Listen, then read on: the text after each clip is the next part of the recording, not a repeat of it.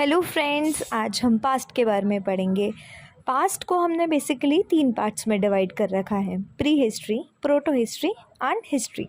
जब हम pre history की बात करते हैं तो प्री हिस्ट्री में आता है वो टाइम पीरियड जब हमारे पास कोई भी रिटन एविडेंस नहीं होता। ओके, अब हम प्रोटो हिस्ट्री के बारे में बात करते हैं। प्रोटो हिस्ट्री के बारे में जब हम बात करते हैं तो हम देखते हैं कि हमारे पास इस टाइम पे रिटन एविडेंस तो है, लेकिन हम वो रिटन एविडेंस को अभी तक डिसिफर नहीं कर पाए हैं, हम उसको समझ नहीं पाए हैं, वो कौन सी लैंग्वेज में लिख रखा है, उसकी स्क्रिप्ट क्या है।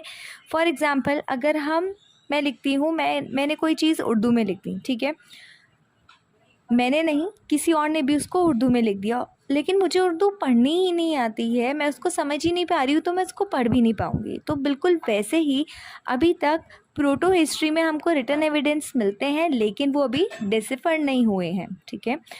जैसे कि इंडस वैली सिविलाइजेशन के बारे में हमारे पास बहुत सारे अलग अलग एविडेंस हैं, आर्कियोलॉजिकल एविडेंस है, लेकिन हमारे पास कोई भी लिटरेरी एविडेंस नहीं है।